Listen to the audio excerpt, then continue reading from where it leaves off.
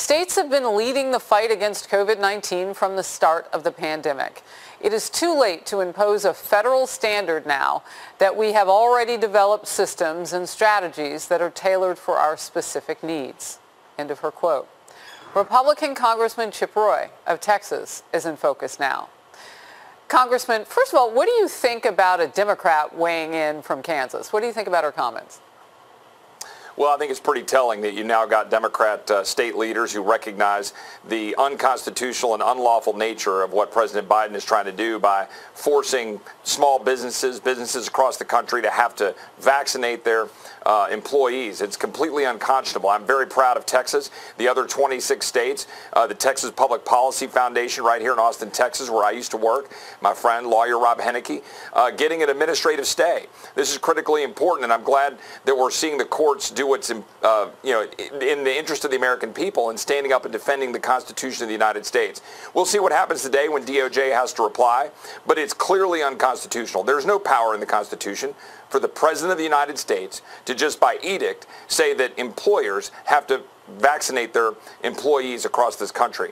And now we've got over 80% of adults who have had at least one shot, and this is completely unnecessary, and frankly, it's actually encouraging people not to get vaccinated. It's a terrible policy, and the Biden administration should be shut down in trying to do it. So it's interesting because when you give those statistics, you really can understand why the lawmaker in Kansas said, well, the timing, it's just like, why are you doing it now? It's way late into this process, 80% with at least one shot in their arm. All right, let's get to this. Government funded, I want to make that clear, PBS, government funded, is using Big Bird to push vaccines for children. Big Bird's account tweeted this out. I got the COVID-19 vaccine today. My wing is feeling a little sore, but it'll give my body an extra protective boost that keeps me and others healthy. Senator Ted Cruz responded this way. Government propaganda for your 5-year-old. One user wrote, holy cow, the indoctrination is real. Another joked, what's the treatment for myocarditis? In birds. And now the president is getting in on the act, tweeting, good on you, Big Bird. Getting vaccinated is the best way to keep your whole neighborhood safe. Congressman, your thoughts?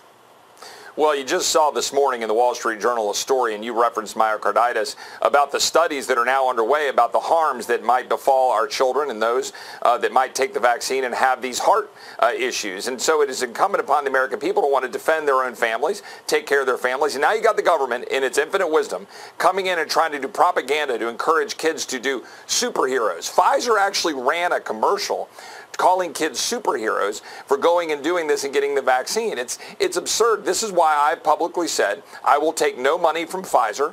I'm not going to take any money from a company that's going to engage in that kind of propaganda.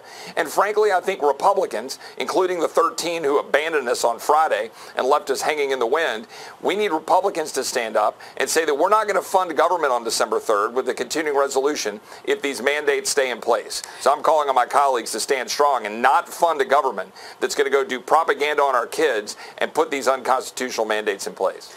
Well, I am curious to know what part of the government actually got involved with a 6'7" fake yellow bird telling children not to go to their pediatricians, their doctors with their parents, and work this out, but do exactly what the fake bird did. I mean, I think that's a fair question. That's what we have all been telling each other. Check with your doctor, see if it's the right thing for your child.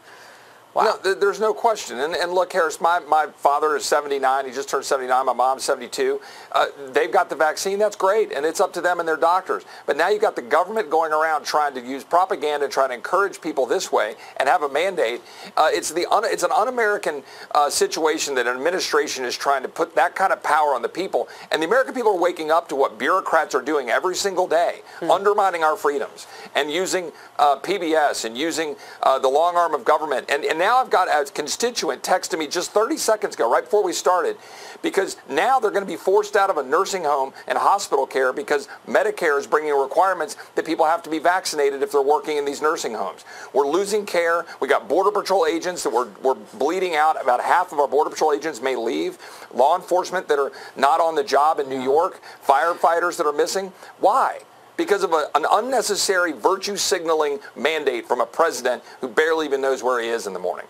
You know, I want to go from, and you have very strong feelings about that and this because you're in a border state. President Biden has flip-flopped now, Congressman Roy, about possible payments to illegal immigrants separated at the border under the Trump administration. Last week, Biden dismissed the report that they were going to pay up to $450,000 for an illegal immigrant. But just days later, he had a completely different take on things. Let's watch.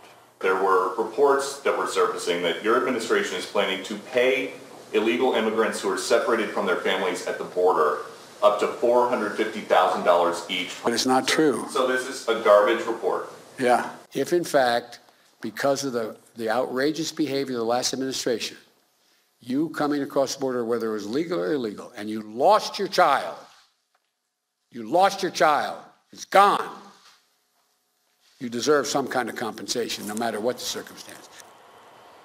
What's going on here?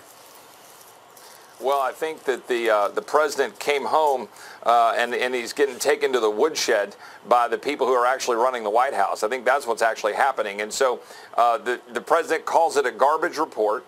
Now he switches gears, saying that you need to have compensation for these families about the outrageous immigration policies, was the exact quote from him on Saturday, involving the Trump administration's policies. But who has outrageous immigration policies? This president and this administration. We've had 280,000 individuals released in the United States, 120,000 children, another 400,000 gotaways.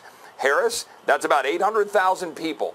Meanwhile, what do we have? We had a Honduran immigrant who posed as a 17-year-old go into the home of a Floridian who took that person in and killed this person. This is the reality of what's happening in our country. We should be compensating by Americans by actually enforcing the law so that they're not dying from fentanyl overdoses. They're not having people go into their homes and kill them. Little migrants, girls aren't getting raped on the journey. That's what this administration owns, and the blood is on his hands instead of this rhetoric about unaccompanied children. He's causing unaccompanied children separating from their families by his incompetent policies. And I want people to understand that it was last estimated about 2 million, maybe 2.5 by the end of the year would have come into this country, would have migrated across the border. And what you're talking about with 800,000 people who are now roaming freely. Some have on bracelets, try to get to the court date, many of them don't. That's a huge amount of the people who've been let in.